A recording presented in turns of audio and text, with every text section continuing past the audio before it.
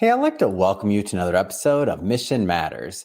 My name is Adam Torres, and if you'd like to apply to be a guest on the show, just head on over to missionmatters.com and click on Be Our Guest to apply. All right, so today is a very special episode. We are announcing Melissa Hughes as an upcoming author in one of our upcoming Mission Matters books. Melissa is a speaker, author, and neuroscience geek over at the Andrick Group. Melissa, welcome to the show. Hi, thank you for having me. Oh my gosh, I'm so excited to have you on the show. When I heard you're a neuroscience geek, first off, I'm a wannabe. I wish I was more of a neuroscience geek, but I know just enough to act like I think I know what I'm talking about. But today we're going to get some real insight from you. So excited to get into your background and what you do, and also, of course, the upcoming book. But before we do that, we will start this episode the way that we start them all, with our Mission Matters Minute. So Melissa, we at Mission Matters, we amplify stories for entrepreneurs, executives, and experts. That's our mission. Melissa, what mission matters to you? So my mission is understanding how the brain works and how the brain quirks to make it work better, because I think that there's a neuroscience geek in all of us. I think we all want to know how to make our brain work better so that we can be happier and smarter and actually really thrive. Awesome. Where did all this begin for you? Where did you kind of go on this path to where you're like, neuroscience, like this is what I want to spend my life in? Where did that start for you? Right. So I started my career in a fourth grade classroom. And at the end of my first year, I sat down with my mentor and we kind of did a postmortem. What worked really well? What do you want to work on over the summer and come back even better in the fall? And my overarching question was, how can I actually be the best teacher I can be if I have no idea how the brain learns? Yeah. And all of those factors that impact creativity and problem solving and innovation and all the stuff, right? That we want our kids to hang out in those spaces and just be brilliant. That was kind of the very beginning of it. I remember that very first year was the first year for the Ohio Proficiency Test. And it was that big standardized test. And, for months we drilled test taking skills and we talked to the kids about, answer the ones you know first and then come back and read the directions. I feel like a lot of people that are watching this, Melissa, you're taking them back to childhood right now. I swear to you right now, I feel like I was in fifth grade just this moment. Go ahead, please. Yeah, so we spend all this time and then we give them that very important test. And then we tell them, now go in there, do your very best. We've completely stressed them out. Like we've droned on and on and on about how like this is going to make or break their lives. They're not going to go to Harvard if they don't pass this fourth grade test, right? And what I have learned since then is the brain it's just impossible for the brain to operate at its best when we're stressed or scared or are experiencing anxiety. And so that was kind of the very beginning of the journey. And as I moved along and learned more and more and had more and more conversations, what I learned was understanding what's happening in the brain is actually more important once we leave the classroom. Because as we all know now, that fourth grade test means absolutely nothing to what we do in our everyday lives. Yeah. But we use our brains every day in our everyday lives. So that's kind of where it all started. It's interesting too that we think about some of these early moments in early times. And so I told you I had a little story to share on this one, and it's a true story. So growing up, my parents and my mom's fine with me sharing this, but she said, we always had this thing in our household. My mom's like, oh, I hate math. I'm terrible with numbers. Which she was a social worker for many, many years before she retired. And she was more of a talker, so to speak, and more in tune with that side of what she liked to do. But she always said, from a pretty young age, I remember her saying like, oh, I'm just not good at math. I'm not good at math. And she kind of like, inadvertently, like I took that into like my mind, like, oh, well, it's in our genes. We're just not good at math. Yeah. And I really just kind of internalized this through the years. And a little bit later in my life, when I start getting into a little bit around the college, things like that, like neuroplasticity and things like this. And I learn about this concept and I start thinking about it. I'm like, wait a minute, I can learn math. This is crazy. Like this is all just made up stuff that I just didn't know how my brain worked. I didn't know that I had the ability to learn and just do some other things. And it's funny because then I ended up pursuing a career in finance and all I did was deal with math most of my day. So like just by not understanding how the brain worked, I literally remember I learned how to use a financial calculator in like a weekend. It took me like 20 hours and all of a sudden I was really proficient. I'm like, wait a minute, I'm actually pretty good at math. Thanks, Mom. And again, she lets me share that story, but I feel like so many of us could benefit from, and it doesn't have to be math. It could be a lot of other things like these hang-ups and these things that we have going on just because we don't really understand how our brain operates. It's so true. And, we in the education space, we've known a long time about growth mindset and kids who say, I'm not creative, or I'm not mathematically inclined, or I'm not good at science, or whatever. What we have learned since then. So Carol Dweck is the big mindset guru, and she started in education. But what we've learned since then is that organizations have a mindset too. And, your organization can have a genius mindset. Think Enron. You have to be the smartest guy in the room. And so when you have a genius mindset like that, what happens is some of the best ideas never get shared because what if it's not a good idea? What if I'm not the smartest guy in the room? So I'm just going to keep my mouth shut and fly under the radar. And so collaboration goes down, cooperation goes down. People are not sharing ideas. Where in a growth mindset organization where it's all about, hey, what can I teach? What can I learn? Well, now people are not afraid of making mistakes because in that organization, we learn from mistakes, although no one likes to shine a light on the mistakes they make. But yeah, so it's interesting. And I think we all have that thing where we go, oh, I am not at all X, whatever that is, creative, mathematic, whatever, right? Oh, it's great. But I want to jump around a little bit here. We're definitely going to get into the Andric group and what you're doing there, but I want to spend a little bit of time on the book, and I'll preface this before I ask the question. So for the audience, do not worry. We will be bringing Melissa back on the line when the book is actually live, and we'll do a deep dive into her writing. But today we just want to get a little bit of a feel for what's going to be in the upcoming book. So tell us a little bit more about what you plan to contribute, Melissa.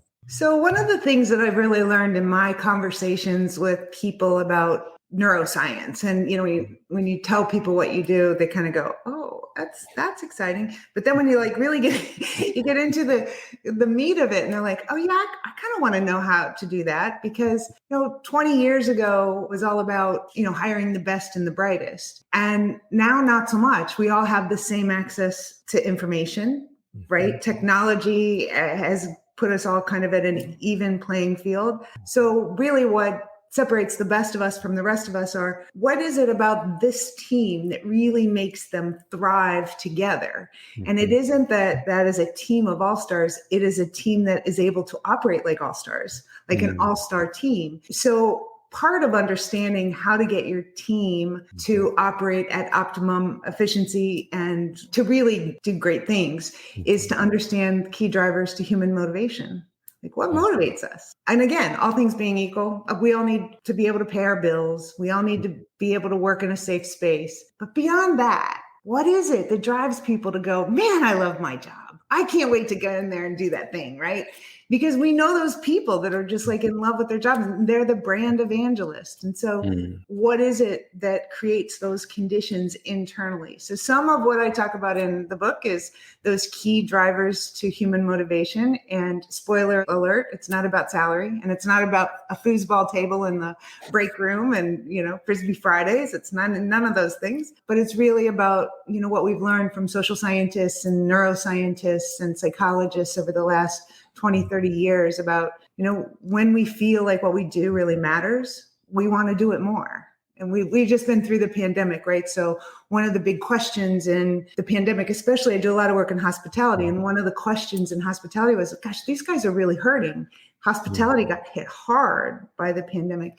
How can I help my people? What can I do? And my answer was always, well, science says, let them contribute more. And it seems counterintuitive, but if you want people to feel bring their stress level down, the best way to do that is to enable them to make greater contributions to the organization. So things like that. It's that human just drivers to, what drives us to excel, what drives us to be a cohesive team, what drives us to want to contribute more. So it's fun stuff. I have about 50 questions I want to ask on what you just said, but we're going to stop on that topic right now. And I will get all those questions in when the book is live and we'll do a deep dive there. But speaking of books, let's get into some of the books that you already have live. I'll have to tell you, I ordered my gratitude journal and I've been working through it and it's amazing. And I love the cover. So Happy Hour with Einstein. I'm like, okay, I like Happy Hour like Einstein. I was in. So when I got the book and I saw the graphics graphics on the inside. I have the gratitude journal version, by the way. I saw the graphics, I saw the inside and the way it walks you through.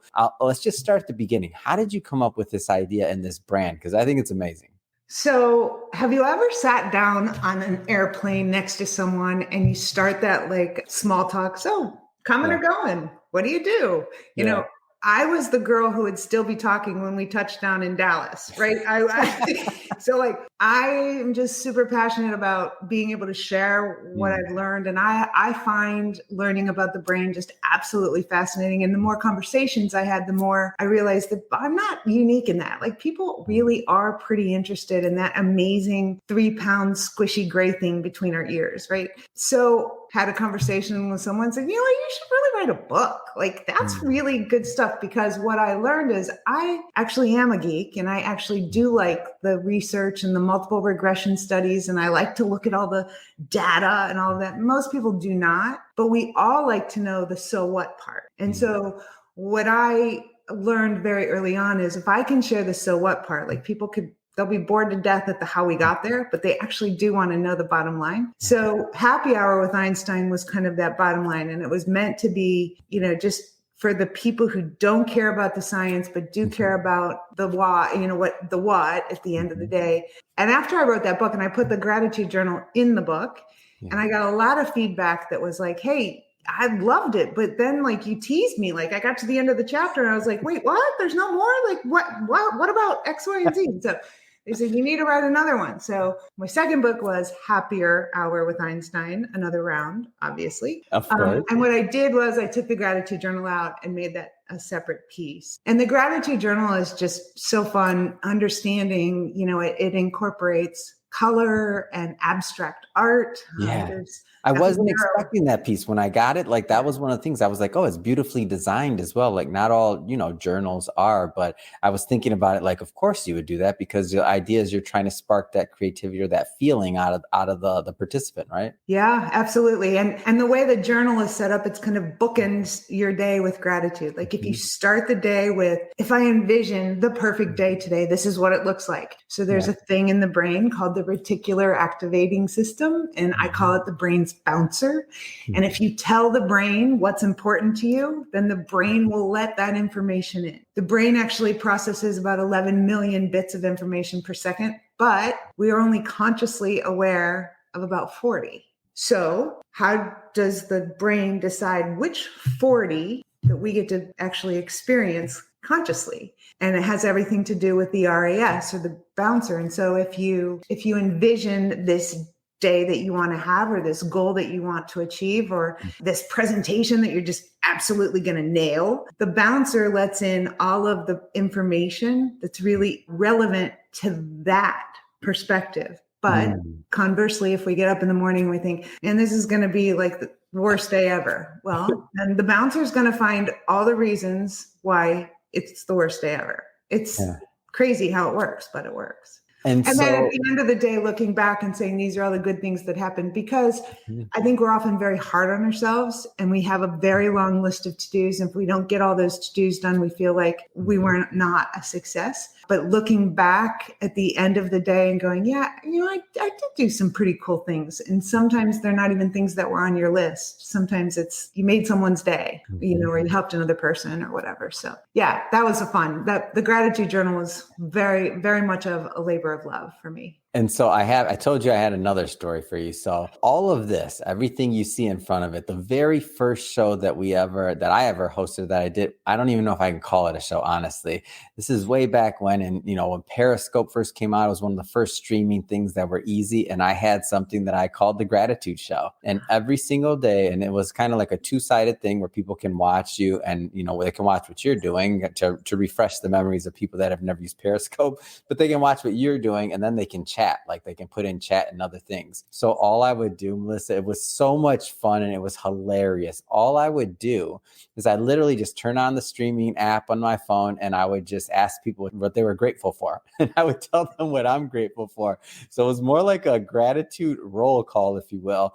But the amazing thing is that people from all around the world started watching it. And I would get these amazing stories about things that people were grateful for and that they would share in their lives. I still remember one woman, she was in, I think, Saudi Arabia. And one day she says, and she'd come on there all the time because you'd see it, there'd be like all these people, but you'd see them comment. And one day she says she's grateful that today she got like her degree. And she was one of the first, if not the first women to get like, because they were just opening up some of the educational opportunities. So she was one of the first women to get a degree in engineering, for software engineering specifically, like in the entire country. Wow. And I was like, wow. And so you'd hear these like amazing, powerful stories. And so that's how all of this started. Mission Matters, everything. It started. And I was scared stiff. I couldn't even ask a question, Melissa, on a camera or anything. All I could do was just ask them, hey, what are you grateful for? And read it off the screen. And then I would share what I was grateful for. And every day we just reconvene. And I just do it consistently. I probably did, I don't know, 400 shows, 300 or something like that shows, just every day getting on there and telling people what we're grateful for. So I'm a big proponent and a fan of starting your day. And I've never done the ending the day side of things other than now that I've been introduced to your journal.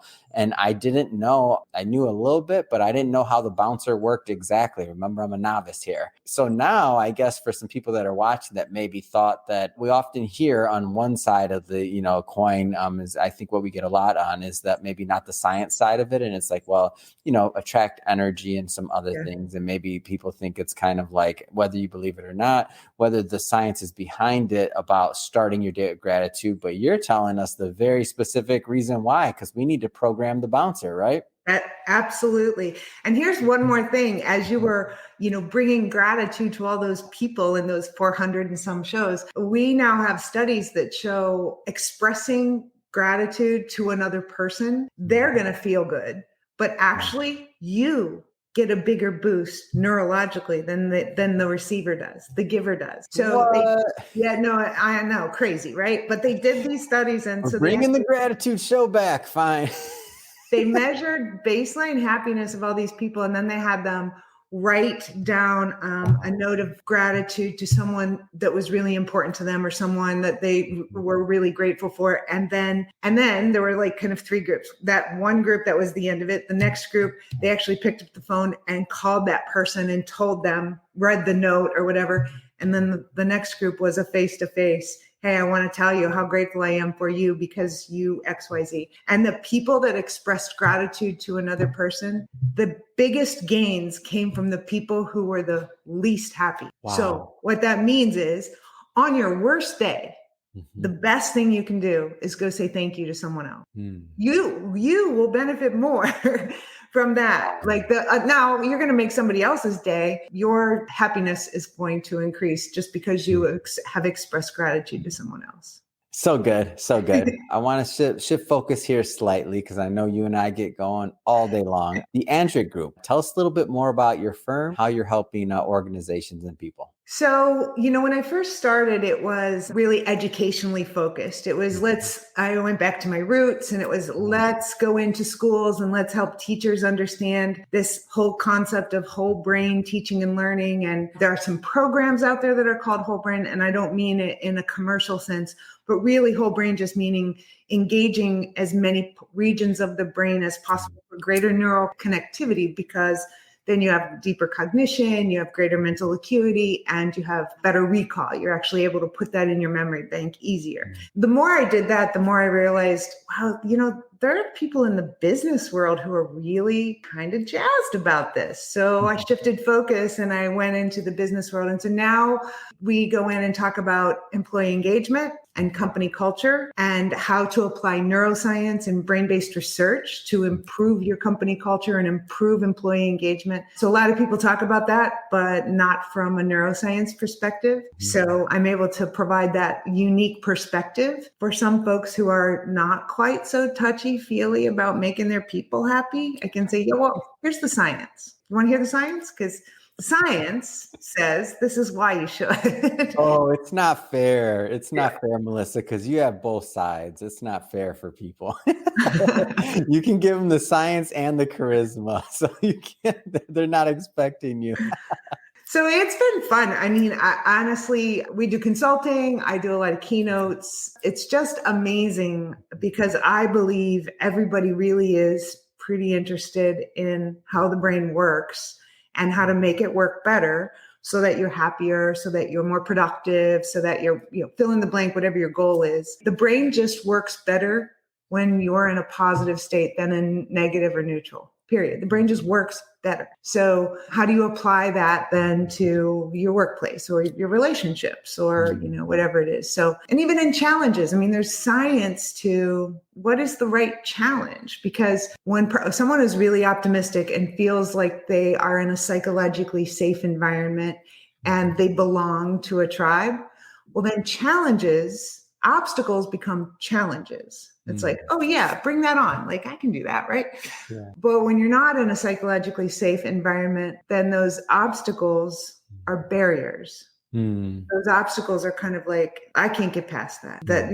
That's an organizational thing that is not going to enable me to be successful. So when you can actually apply this kind of science to, how do you create the kind of challenges that are going to energize your people instead of frustrate, right? Too easy, it's boring. I'm going to give up because I lost interest. Too hard, it's frustrating. I'm going to give up because why? See, finding that sweet spot of good challenges, because the brain actually loves challenge. And it's interesting that you mentioned this, because we hear in the news all the time, right? Retention, or people don't stay with organizations, or people don't, like all these different things. And so it's interesting to me because it seems as though like all these little things can help with some really like serious, I shouldn't say little things, but all of these components and these education pieces can help with, serious things like retention and otherwise, because if you're able to understand like how the brain works, and then that helps you kind of connect that with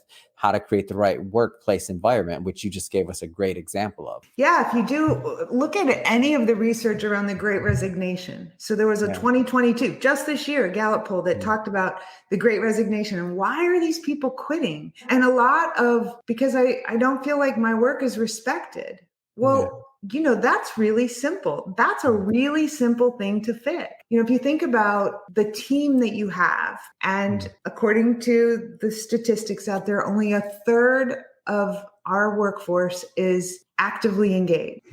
So to put that in different terms, that's like being a baseball coach and only playing the game with the pitcher, the catcher, and the center fielder and still expecting to win, right? It'd be ridiculous. Yeah. It's ridiculous, right? And so you think, well, how can I engage these folks? Well, if many people are quitting or many people are disengaged because they don't feel like what they do matters, maybe you could tell them why their role is important. Like maybe they're just doing that little tiny widget, but without that little tiny widget, the whole thing doesn't work. So, how do you communicate that role is really important, that every role in the organization is important, because we need everyone on the team to be a thriving team. So, things like that, like when you really like kind of get down to it, it's like, really pretty simple. So I know one of your big focuses that you mentioned and that we've spoken about previously is hospitality, like everything from the science of the menu, like to other things, and guest experience and all those things that make, the difference between a great hospitality experience and something that's okay. And maybe you don't frequent that restaurant or that hotel or that place. Tell us a little bit more about the focus and kind of why you chose this niche. So I love to work in hospitality. First of all, hospitality folks are just wicked fun. They are just fun people, and life is about, I love working with fun people. So I've been really, really fortunate to be able to work with some great people in the hospitality industry. I think, one of the things that I've learned, and we know that 90% presentation, right? Yeah. So we know that. But what you might not know is how much the brain actually creates the experience of the meal long before the food hits your tongue. It happens from the moment you walk in the door. Is it too dark? Is it too light? Is the music too loud? Is the hostess frowning or smiling? And so there are so many things that actually create that experience or the expectation of the experience before you ever get that food. And anyone in hospitality will tell you it's about expectations. So, if you expect to get, on a scale of 1 to 10, if you expect to get a 5 burger and you get a 5 burger, then you're okay. Yeah. You're satisfied because that met your expectations. But if you expect to get a 10 burger, Mhm. and you get a 5 burger, now you're irritated because your expectations were not met. And so I think understanding how the brain creates those expectations and your perceptions and all of the factors that contribute to those perceptions. So everything from Mhm. the weight of the menu, the color of the tablecloth, the order of things on your menu. Mm. I just worked with a restaurant group down here in Florida, and they completely redesigned the menu. And they're like, yeah, we wanted like to really put the items that had the highest, the best margins Mhm. strategically placed. And they're already seeing that those items are selling Wow. more.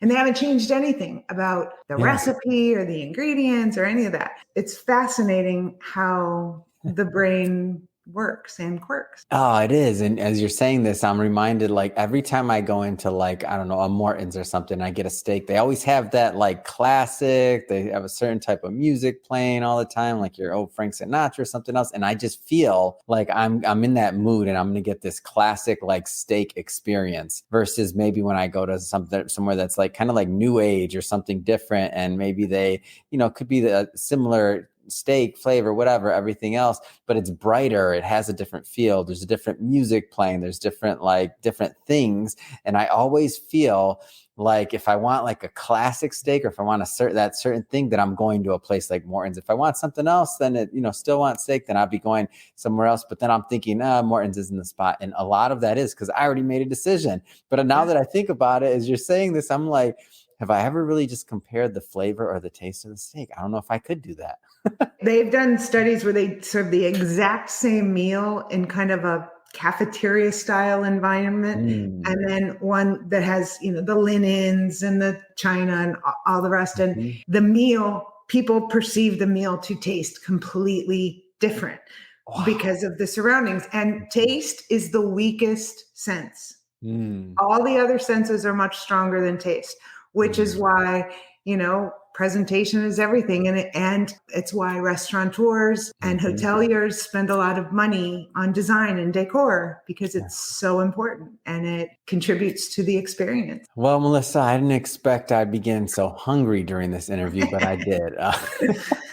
I also, I do want to bring up one final point though, because I know you do a lot of speaking and just public engagements and public events. Like, tell us a little bit more about kind of some of the material and things that you present to organizations when you're on the road. So my goal is always to make it as relevant as possible. So, I always start with a conversation like, what's your pain point right Yeah. now? Or what's your focus? Like, what are you really trying to get better at? Mhm. And sometimes it's psychological safety. I've done a lot of that lately since the pandemic. That's become a pretty popular topic, but also just how to keep employees engaged. And in the hospitality space, it's how to create an exceptional guest experience, but also how to Mhm. create an exceptional employee experience. Mhm. Because as in other industries, training and replacing and training new employees and that constant churn of turnover is expensive. So I do a lot with that and company culture. A lot of times I have a blog, and so somebody will see something on my blog and say, "Hey, I want you to come talk about that to our